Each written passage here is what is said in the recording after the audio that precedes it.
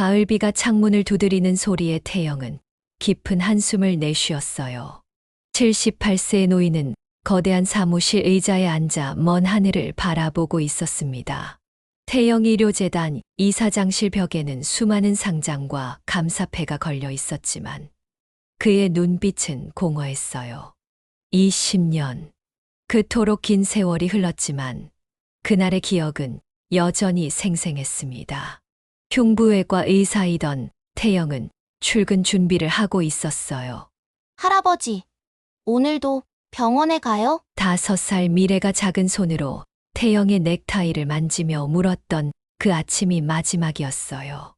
아이의 맑은 눈동자에는 할아버지에 대한 무한한 사랑이 담겨 있었습니다.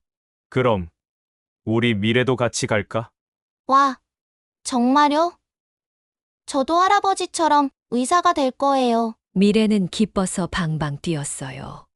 미래는 일찍이 부모를 여의고 할아버지인 태영이 돌보고 있던 사랑스러운 손녀였어요.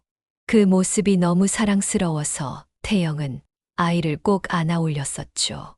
하지만 그날 오후 모든 것이 바뀌었습니다. 교수님, 큰일입니다. 조 교수가 수술실로 뛰어들어온 순간을 태영은 절대 잊을 수 없었어요. 그때 태영은 생명이 위급한 환자의 심장 수술을 하고 있었습니다. 수술 끝나고 얘기해. 하지만 병원에 화재가 났습니다. 그리고 미래 양이 그 순간 태영의 손이 떨렸어요. 메스를 든 손이 미세하게 흔들렸죠. 1층 소아과 대기실에서 화재가 시작됐는데 미래 양이 그곳에 있었다고 합니다. 태영의 머릿속이 하얗게 변했어요. 수술대 위의 환자와 화재 현장에 있는 손녀 사이에서 그는 선택해야 했습니다. 의사로서의 책임과 할아버지로서의 마음이 격렬하게 충돌했어요. 교수님, 어떻게 하시겠습니까? 간호사들의 목소리가 멀게 들렸습니다. 환자의 심장은 여전히 위험한 상태였어요. 지금 수술을 중단하면 환자는 죽을지도 모르는 상황이었죠. 태영은 눈을 꽉 감았어요. 그리고 떨리는 목소리로 말했습니다. 수술을 계속한다. 소방서에는 연락했나? 네, 이미 출동했습니다. 그때의 선택이 평생 태영을 괴롭혔어요. 환자를 살리는 대신 손녀를 잃었다는 죄책감이 20년간 그의 가슴을 짓눌렀습니다. 수술이 끝나고 태영이 화재 현장에 도착했을 때는 이미 늦었어요. 건물은 검은 연기로 뒤덮여 있었고 소방관들이 필사적으로 진화 작업을 하고 있었습니다. 미래는? 내 손녀는 어디 있어? 태영은 미친 듯이 소리쳤어요. 하지만 아무도 명확한 답을 줄 수 없었습니다. 실종자 명단에 올라와 있습니다. 현재 수색 중입니다. 그날 밤부터 태영의 지옥 같은 시간이 시작되었어요. 미래는 끝내 발견되지 않았거든요. 전국의 병원과 고아원을 뒤졌습니다. 사립탐정을 고용하고 거액의 현상금을 걸기도 했어요. 하지만 미래는 마치 증발해버린 것처럼 흔적조차 찾을 수 없었습니다.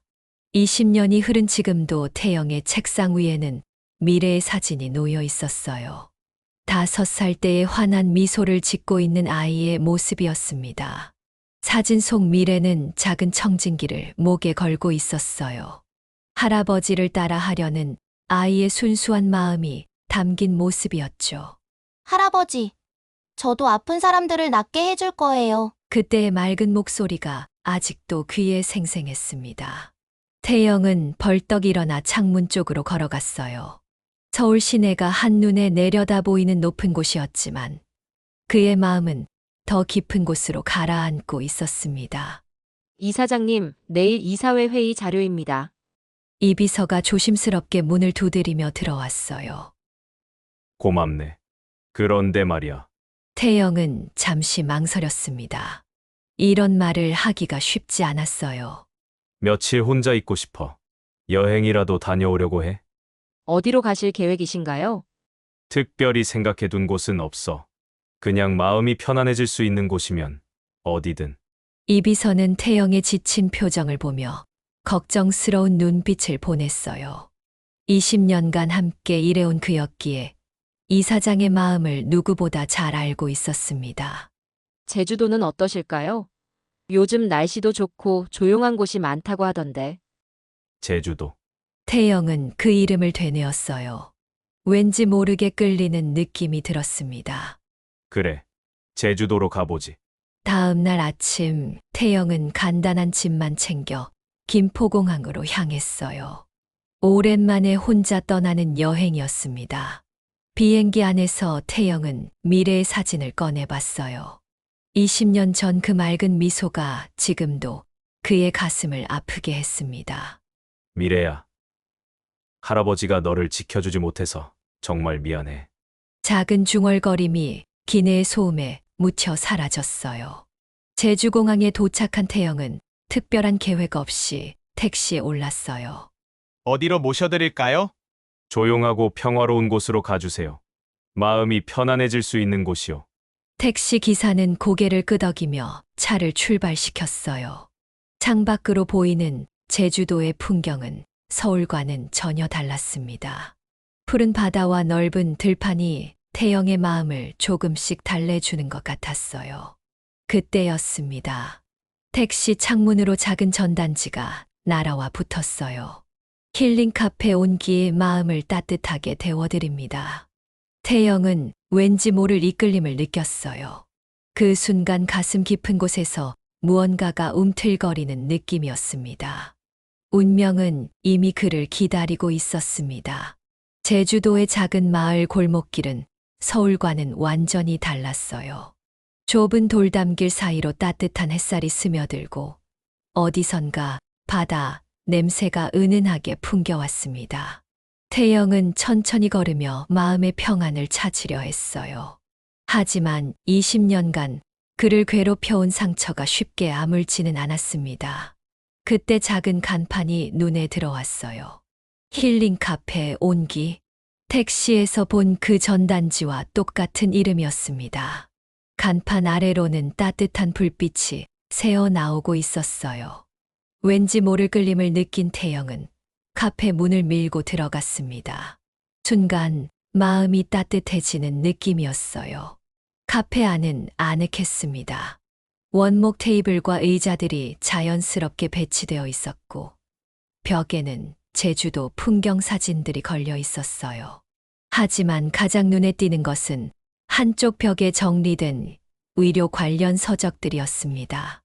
응급처치 매뉴얼, 기본 의학 상식, 심폐소생술 가이드. 밝은 목소리가 태영의 시선을 끌었어요.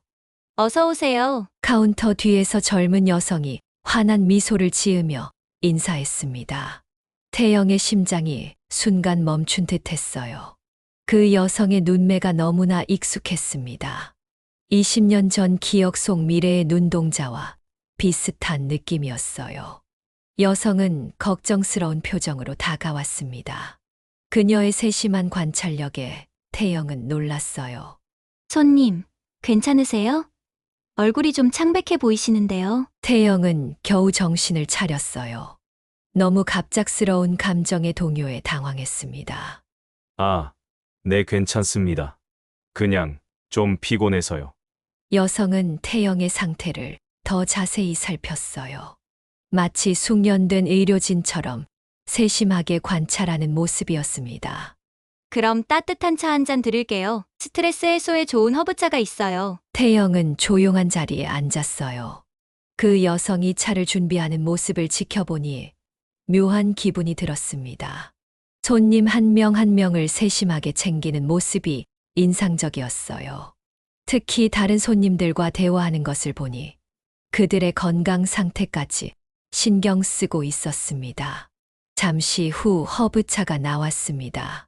라벤더와 카모마일의 은은한 향이 코끝을 자극했어요. 라벤더와 카모마일을 우린 차예요. 마음이 편안해지실 거예요. 태영은 망설이다가 물었어요. 의료 서적들이 너무 눈에 띄어서 궁금했습니다. 고맙습니다. 그런데 혹시 의학을 공부하신 적이 있나요? 벽에 의료 관련 책들이 많더군요. 여성의 얼굴에 잠시 당황스러운 표정이 스쳤어요. 마치 예상하지 못한 질문을 받은 것처럼 보였습니다. 아니요. 정식으로 배운 적은 없어요. 그냥 사람들이 다치거나 아플 때 도움이 되고 싶어서 독학으로 공부한 거예요. 태영의 가슴이 두근거리기 시작했어요. 어린 미래도 그랬었습니다. 늘 할아버지를 따라다니며 의사가 되고 싶다고 했었죠. 독학으로요? 정말 대단하네요. 이상하게 어릴 때부터 그런 쪽에 관심이 많았어요. 마을 어르신들이 아프시면 자연스럽게 돌봐드리게 되더라고요. 그 말을 듣는 순간 태영의 마음 속에서 무언가가 꿈틀거렸어요. 너무나 비슷한 성향이었습니다. 하지만 아직 섣부른 판단을 할 수는 없었어요. 그때였습니다. 갑자기 태영의 시야가 흐려졌어요. 감정적 충격과 피로가 겹치면서 어지러움이 몰려왔습니다. 몸이 휘청거리더니 균형을 잃었어요. 쿵. 태영이 의자에서 쓰러지며 바닥에 떨어졌습니다. 카페 안에 다른 손님들이 놀라서 소리를 냈어요. 여성이 재빨리 달려왔습니다. 그녀의 움직임은 놀라울 정도로 신속하고 정확했어요. 마치 수년간 응급실에서 일한 간호사처럼 침착했습니다. 어르신, 괜찮으세요? 의식은 있으시죠? 여성은 즉시 태영의 맥박을 확인했어요. 손목과 목 두 곳을 동시에 짚어 정확한 맥박수를 세고 있었습니다. 그녀의 손길은 놀라울 정도로 숙련되어 있었어요. 맥박은 약간 빨라졌지만 규칙적이에요. 호흡도 안정되어 있고요. 태영은 깜짝 놀랐어요. 의학을 전공하지 않았다는 이 젊은 여성이 전문의 수준의 응급처치를 하고 있었습니다. 그녀는 계속해서 태영의 상태를 점검했어요. 기도는 확보되어 있고 동공 반응도 정상이네요. 혈압이 일시적으로 떨어진 것 같아요. 여성은 태영의 다리를 약간 올려주며 혈액 순환을 돕고 있었습니다.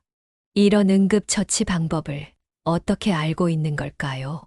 지금 119에 연락할까요? 여성의 전문적인 처치 덕분에 상태가 많이 나아졌습니다. 태영이 천천히 의식을 회복하며 말했어요. 아니에요. 괜찮습니다. 태영이 일어나려 하자 여성이 조심스럽게 부축했어요. 그녀의 손길에서 따뜻함이 느껴졌습니다. 무리하지 마세요. 조금 더 누워 계세요. 정말 괜찮아요. 요즘 스트레스가 좀 심해서 그런 것 같아요.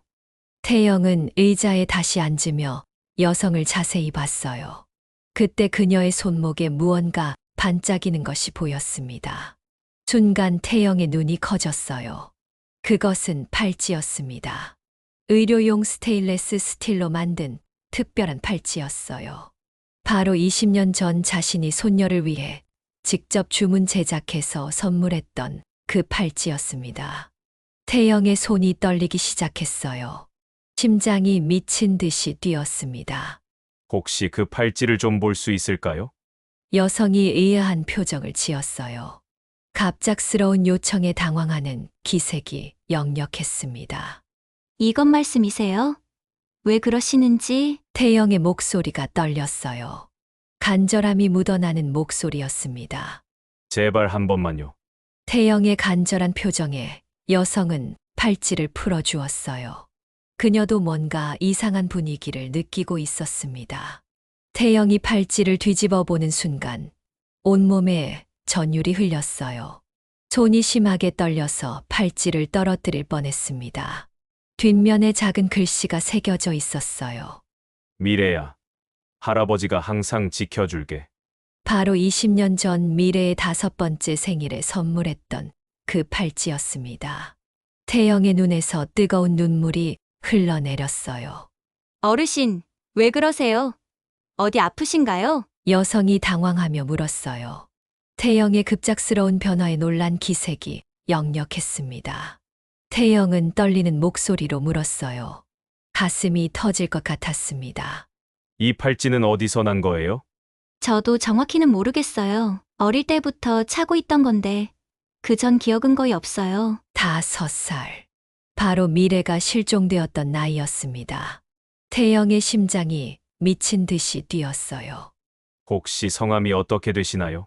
한미래라고 해요. 왜 그러시는 거예요? 미래. 똑같은 이름이었습니다. 태영은 더 이상 말을 할 수 없었어요. 목이 메어서 소리가 나오지 않았습니다. 20년간 찾아 헤맨 이름과 팔찌, 그리고 나이까지 모두 일치했어요. 미래가 걱정스럽게 태영의 이마에 손을 대며 체온을 확인했습니다. 그 순간 태영의 마음 속에서 무언가가 폭발했어요. 미래야. 작은 중얼거림이 입에서 새어나왔어요. 네. 뭐라고 하셨어요? 태영은 급히 고개를 저었어요. 아직 확실하지 않은 상황에서 성급하게 행동할 수는 없었습니다. 아무것도 아니에요. 하지만 가슴 깊은 곳에서는 확신이 자라고 있었어요. 이 젊은 여성이 자신이 20년간 찾아 헤맨 소녀일지도 모른다는 강한 직감이 밀려왔습니다. 태영은 주머니에서 명함을 꺼냈어요. 미래 씨, 혹시 시간이 되시면 잠시 대화를 나눌 수 있을까요? 저는 강태영이라고 합니다. 미래가 명함을 받아보더니 눈이 커졌어요. 태영의료재단이라는 글씨가 선명하게 적혀 있었습니다. 태영의료재단 이사장님이세요? 그런 분이 왜 저 같은 사람에게 미래의 목소리가 떨렸어요. 하지만 태영의 눈에는 더 이상 의심의 여지가 없었습니다. 그 떨리는 목소리, 당황하는 표정, 모든 것이 어린 시절 미래의 모습과 똑같았어요. 운명이 마침내 그들을 다시 만나게 한 것입니다. 그날 밤 태영은 잠을 이룰 수 없었어요. 제주도의 작은 펜션에서 천장을 바라보며 온갖 생각에 잠겨 있었습니다. 미래라는 이름, 의료용 팔찌, 그리고 옷의 이전의 기억 상실. 모든 것이 너무나 완벽하게 들어맞았어요. 하지만 동시에 너무 믿기 어려운 일이기도 했습니다. 태영의 마음은 희망과 두려움 사이에서 흔들렸어요. 새벽 5시, 태영은 더 이상 참을 수 없어서 이비서에게 전화를 걸었어요. 떨리는 손으로 번호를 누르며 심장이 터질 것 같았습니다. 이비서의 놀란 목소리가 들렸어요. 평소 규칙적인 생활을 하는 태영이 이렇게 이른 시간에 전화하는 것은 매우 이례적인 일이었습니다. 이사장님, 이렇게 일찍 무슨 일이신가요? 태영의 목소리가 떨렸어요. 20년간 억눌러왔던 감정이 한꺼번에 솟구치고 있었습니다. 지금 당장 20년 전 병원 화재 사고 자료를 다시 찾아보게. 그리고 당시 실종된 아이들의 행방을 재조사해. 전화기 너머로 이비서가 당황하는 기색이 느껴졌어요. 갑작스러운 지시에 무슨 일이 벌어진 것인지 궁금해했습니다. 갑자기 왜 그런 자료가 필요하신지. 태영은 잠시 망설였어요. 아직 확실하지 않은 상황에서 희망을 품는 것이 위험할 수도 있었습니다. 하지만 가슴 깊은 곳에 확신을 무시할 수는 없었어요. 미래를 찾았을지도 모르겠네. 전화기 너머로 이비서가 숨을 들이키는 소리가 들렸어요. 20년간 함께해온 그였기에 이 말의 무게를 누구보다 잘 알고 있었습니다. 태영이 얼마나 손녀를 그리워했는지, 그리고 이 희망이 얼마나 소중한 것인지 말이에요. 다음 날 아침, 태영은 다시 카페 온기를 찾았어요. 미래에 대해 더 많은 것을 알고 싶었습니다. 마음은 조급했지만 신중하게 접근해야 했어요. 카페 문을 열고 들어가자 미래가 환한 미소로 맞이했어요. 어제와 똑같은 따뜻한 미소였지만 오늘은 태영의 눈에 더욱 특별하게 느껴졌습니다. 어제 그 어르신이시네요. 몸은 좀 어떠세요? 태영은 미래의 얼굴을 자세히 관찰했어요. 밝은 햇살 아래서 보니 더욱 확실해졌습니다. 눈매, 코, 입술의 모양까지 어린 시절 미래와 너무나 닮아 있었어요. 특히 웃을 때 살짝 올라가는 입꼬리와 반짝이는 눈빛이 완전히 똑같았습니다. 덕분에 괜찮아졌어요. 정말 고마웠습니다. 미래는 태영의 진지한 표정을 보며 뭔가 다른 분위기를 느꼈어요. 어제보다 더 간절하고 애절한 눈빛이었습니다. 혹시 시간이 되시면 이야기를 좀 나눌 수 있을까요? 미래는 잠시 망설이다가 고개를 끄덕였어요. 어제부터 이 노인에게서 묘한 느낌을 받고 있었습니다. 마치 오래전 어딘가에서 본 듯한 익숙함이었어요. 카페 한쪽 조용한 테이블에 앉은 태영과 미래. 둘 사이에 흐르는 묘한 기운을 다른 손님들도 느낄 수 있었어요. 마치 운명적인 만남을 지켜보는 듯한 신비로운 분위기였습니다. 태영은 조심스럽게 질문을 시작했어요. 너무 성급하게 굴면 미래가 당황할 수도 있었습니다.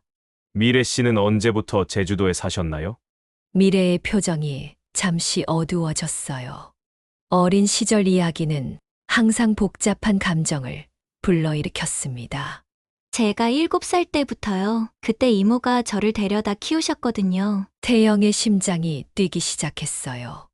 7살이면 실종된 지 2년 후였습니다. 시기가 정확히 맞아떨어졌어요. 그 전에는 어디서 사셨는지 기억나세요? 미래의 표정이 더욱 어두워졌어요. 어린 시절 기억은 항상 그녀에게 아픈 부분이었습니다. 단편적인 기억들만 남아있을 뿐 명확한 것은 아무것도 없었어요. 잘 모르겠어요. 어렴풋이 큰 건물들이 많은 곳이었던 것 같은데 서울이었을 수도 있어요. 태영의 손이 떨렸어요. 서울의 큰 건물들. 자신들이 살던 강남의 저택과 병원이 있던 곳 모두 그런 환경이었어요. 점점 더 확실해지고 있었습니다. 태영은 더욱 조심스럽게 물었어요. 이 질문이 가장 중요했습니다. 혹시 병원에 자주 갔던 기억은 없나요? 미래가 깜짝 놀라며 태영을 바라봤어요. 어떻게 그런 구체적인 질문을 할 수 있었을까요? 그녀의 눈에 의심과 궁금증이 동시에 떠올랐습니다. 어떻게 아셨어요? 가끔 꿈에서 하얀 의사가운을 입은 사람들이 나와요. 그리고 누군가가 저를 안고 있는 느낌. 태영의 눈에 눈물이 맺혔어요. 어린 미래는 항상 할아버지에게 안겨서 병원을 구경하곤 했었습니다. 의사들에게 인사하고 병실을 둘러보며 신기해하던 모습이 선명하게 떠올랐어요. 그때 미래가 조심스럽게 물었어요. 태영의 반응이 너무 이상했기 때문입니다. 어르신, 왜 이런 걸 물어보시는 거예요? 혹시 저를 아시는 건가요? 태영은 깊은 숨을 들이쉬었어요. 이제 어느 정도 진실을 말해야 할 때가 온 것 같았습니다. 더 이상 숨길 수도 혼자만 품고 있을 수도 없었어요. 미래 씨, 혹시 DNA 검사를 해보실 의향이 있으세요? 미래의 눈이 커졌어요. 갑작스러운 제안에 당황했지만 한편으로는 자신의 정체성에 대한 궁금증이 솟아올랐습니다. DNA 검사요? 왜 갑자기? 태영의 목소리가 떨렸어요. 20년간 마음속에 묻어두었던 이야기를 꺼내는 것은 쉽지 않았습니다. 제가 20년 전에 잃어버린 손녀가 있어요. 그 아이와 당신이 너무 닮았습니다. 미래의 얼굴에 충격이 번졌어요. 갑작스러운 고백에 당황했지만 동시에 평생 궁금했던 자신의 과거에 대한 실마리를 찾을 수 있을지도 모른다는 희망이 생겼어요. 정말요? 그럼 혹시 제가 태영은 조심스럽게 고개를 끄덕였어요. 확신은 있었지만 아직 과학적인 증명이 필요했습니다. 아직 확실하지 않아요. 하지만 너무 많은 것들이 일치해서. 그 순간 태영의 휴대폰이 울렸어요. 이 비서였습니다. 밤새 조사한 결과를 알려주려는 것 같았어요. 태영은 미래를 보며 양해를 구하고 전화를 받았어요. 가슴이 두근거렸습니다. 이사장님 말씀하신 대로 재조사를 진행했습니다. 이 비서의 목소리에 긴장감이 묻어 있었어요. 그도 이 조사가 얼마나 중요한 의미를 갖는지 알고 있었습니다. 어떻게 나왔나? 태영의 목소리가 떨렸어요. 20년간 기다려온 답을 듣는 순간이었습니다. 20년 전 화재 당시 불법 입양 브로커 조직이 활동했던 흔적을 발견했습니다. 그들이 혼란을 틈타 여러 아이들의 신원을 조작했던 것 같습니다. 태영의 가슴이 뛰었어요. 드디어 미래가 어떻게 사라졌는지에 대한 실마리를 찾은 것 같았습니다. 그리고 당시 제주도로 보내진 아이들이 몇 명 있었는데 그중 한 명이 태영은 숨을 죽이고 기다렸어요. 이비서의 다음 말이 모든 것을 결정할 것 같았습니다. 나이와 성별이 미래 양과 일치하는 아이가 있었습니다. 그 아이는 서울의 한 병원 근처에서 발견되어 제주도의 한 가정으로 보내졌다고 기록되어 있습니다. 태영의 눈에서 눈물이 흘러내렸어요. 모든 퍼즐 조각이 맞아떨어지고 있었습니다. 20년간의 의문이 마침내 풀리는 순간이었어요. 전화를 끄는 태영은 미래를 바라봤어요. 그녀도 뭔가 심상치 않은 분위기를 느끼고 있었습니다. 태영의 표정에서 큰 변화를 읽을 수 있었어요. 태영의 목소리에 간절함이 묻어 있었어요. 이제 마지막 확인만 남았습니다. 미래 씨, 정말로 DNA 검사를 해보고 싶어요. 미래는 잠시 생각에 잠겼어요. 평생 자신이 누구인지 모르고 살아왔습니다. 이모는 좋은 분이었지만 친부모에 대한 궁금증은 항상 마음 한구석에 있었어요. 좋아요. 해보겠어요. 태영의 얼굴에 희망의 빛이 스며들었어요. 드디어 20년간의 궁금증을 풀 수 있는 기회가 온 것입니다. 그날 오후 태영과 미래는 제주도의 한 병원에서 DNA 검사를 받았습니다. 결과는 3일 후에 나올 예정이었어요. 두 사람 모두 긴장과 기대가 뒤섞인 복잡한 심정이었습니다. 검사를 마치고 나오는 길에 미래가 조심스럽게 말했어요. 태영의 마음을 헤아리는 따뜻한 말이었습니다.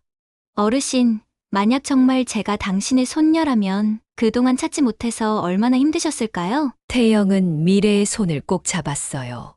그 순간 20년간의 아픔이 조금씩 치유되는 느낌이었습니다. 미래야, 그런 말 하지 마. 중요한 건 지금 우리가 만났다는 거야. 그 순간 미래의 가슴 깊은 곳에서 뭔가가 따뜻하게 번져왔어요. 마치 오랫동안 잃어버렸던 무언가를 되찾는 느낌이었습니다. 3일간의 기다림이 시작되었어요. 태영에게는 인생에서 가장 긴 72시간이 될 것 같았습니다. DNA 검사를 받은 지 이틀째 되는 날이었어요. 태영은 펜션에서 나와 다시 카페, 온기로 향했습니다. 결과를 기다리는 동안 미래와 더 많은 시간을 보내고 싶었어요. 카페 문을 열고 들어가자 평소와 다른 분위기였습니다. 손님들이 웅성거리고 있었고 미래는 어디에도 보이지 않았어요. 태영의 가슴이 불안하게 뛰기 시작했습니다. 한 손님이 태영에게 다가와 설명했어요. 얼굴에 걱정이 가득했습니다. 카페 사장님이 김 할아버지를 병원에 모셔갔다는 소식이었어요. 갑자기 쓰러지셨다는 말에 태영은 즉시 행동에 나섰습니다.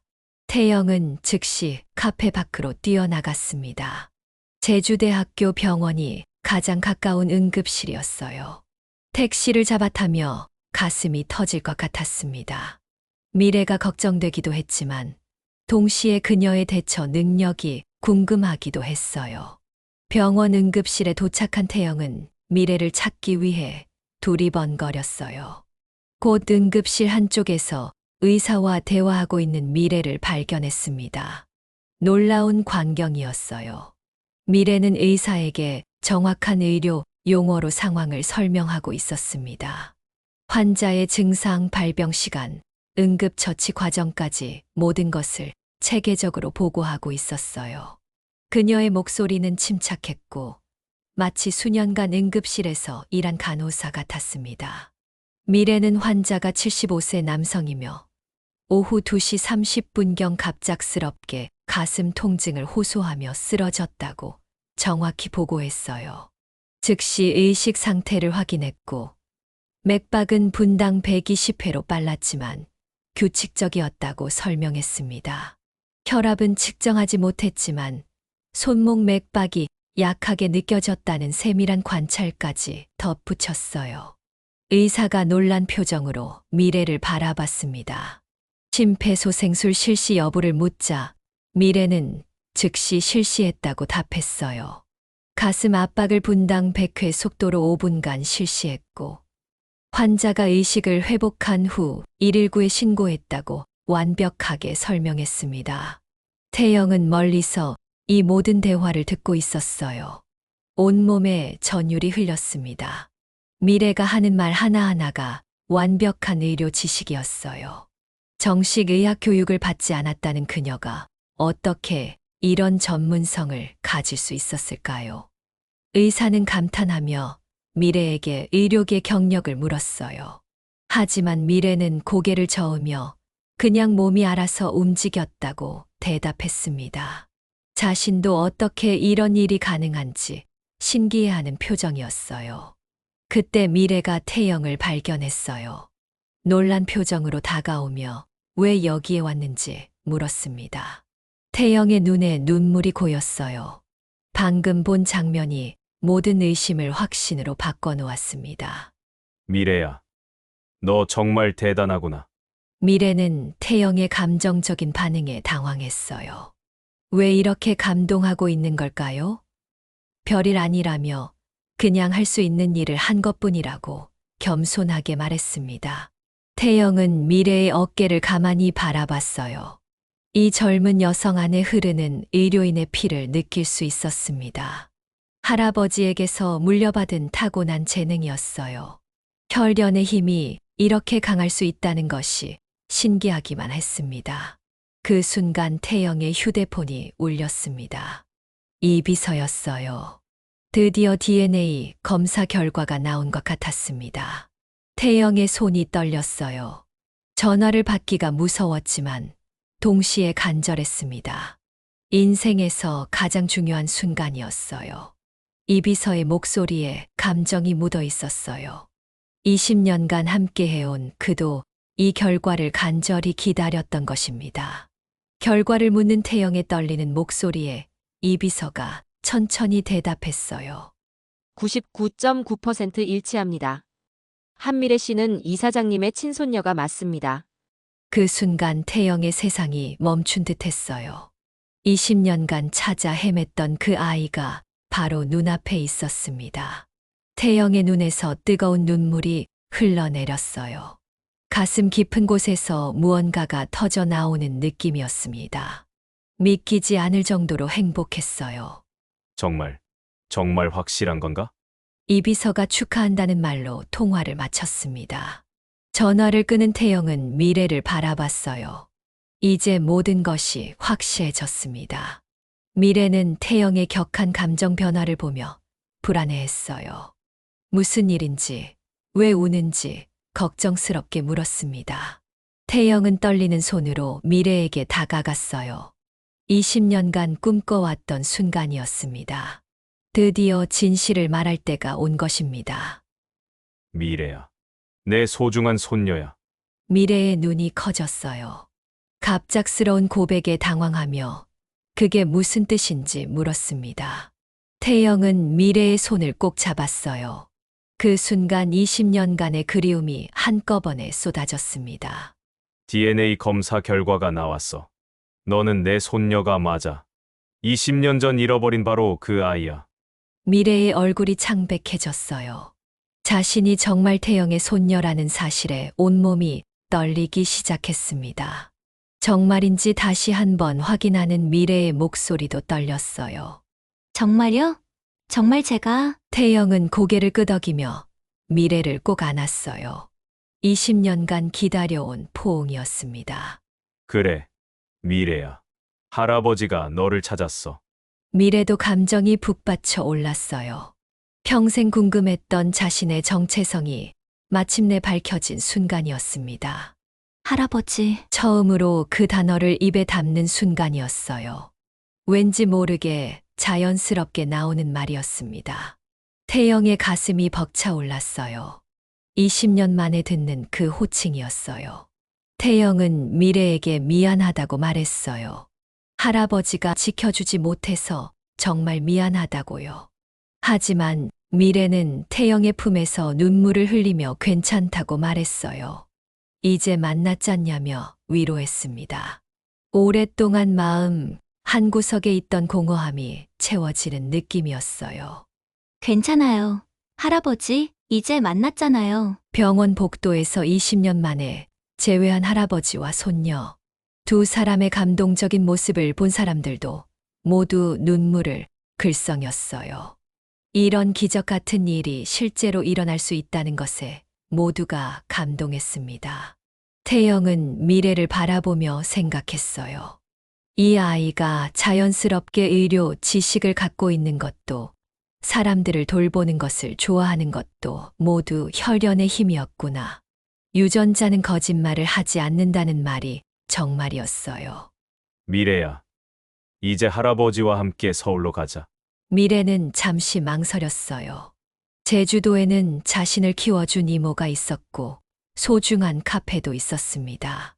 할아버지, 저는 여기서 이모와 함께 살고 싶어요. 하지만 자주 찾아뵐게요. 태영은 손녀의 뜻을 이해했어요.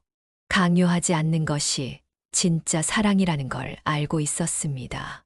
그래. 내가 원하는 대로 해. 할아버지가 자주 놀러 올게. 그날 저녁 태영과 미래는 이모에게 모든 사실을 알렸어요. 이모는 놀라면서도 기뻐했습니다. 역시 우리 미래가 특별한 아이였다며 감탄했어요. 20년간의 기적적인 재회가 마침내 이루어진 것입니다. 재회의 기쁨이 가득했던 그날로부터 한 달이 지났어요. 태영은 약속대로 매주 제주도를 찾아왔습니다. 손녀와 함께하는 시간이 그에게는 20년간 잃어버렸던 행복을 되찾아주고 있었어요. 어느 햇살 좋은 오후, 태영은 카페 온기에서 미래와 특별한 대화를 나누고 있었습니다. 미래는 조심스럽게 자신의 꿈을 털어놓았어요.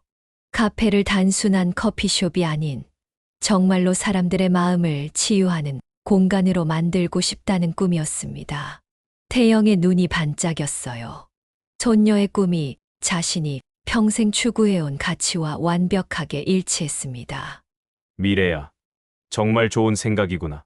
할아버지가 도와줄 수 있는 일이 있을까? 미래는 잠시 망설이다가 용기를 내어 말했어요.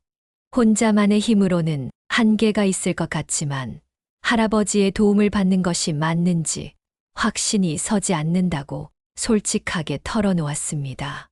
그럼 이런 건 어떨까? 태영 의료재단에 정식으로 사업 제안서를 보내보는 거야. 공정한 심사를 통해 결정하면 되잖아. 미래의 얼굴이 밝아졌어요. 혈연 관계 때문이 아니라 진짜 실력으로 인정받고 싶었거든요. 다음 주부터 미래는 본격적으로 사업 계획서를 작성하기 시작했어요. 마음치유 프로젝트라는 이름으로 기획했습니다. 의료진과 협력한 스트레스 관리 프로그램, 아로마 테라피를 활용한 커피 치료법, 지역 주민들을 위한 응급처치 교육까지 다양한 아이디어를 담았습니다. 2주 후, 미래는 완성된 사업 계획서를 태영에게 제출했어요. 미래야, 이제부터는 할아버지가 아니라 태영 의료재단 이사장으로서 검토하겠어. 공정하게 평가할 테니까 걱정하지 마. 일주일 후, 태영은 서울에서 임원진 회의를 소집했어요.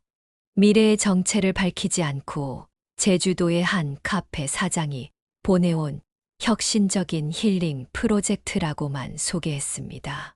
임원들은 제안서를 검토하며 놀라워했어요. 의료와 서비스업을 결합한 새로운 모델이었고 실현 가능성도 충분해 보였습니다. 이사장님, 정말 참신한 아이디어네요. 요즘 같은 스트레스 사회에 꼭 필요한 사업인 것 같습니다. 태영은 투자 승인을 결정하면서도 한 가지 조건을 제시했어요. 프로젝트 책임자가 직접 서울에 와서 프레젠테이션을 해달라는 것이었습니다. 며칠 후, 미래는 생애 처음으로 서울행 비행기에 올랐어요. 태영의료재단 본사의 웅장한 모습에 압도당할 뻔했지만 곧 마음을 다잡았습니다. 회의실에서 10명의 임원들이 미래를 기다리고 있었어요. 미래는 심호흡을 하고 프레젠테이션을 시작했어요.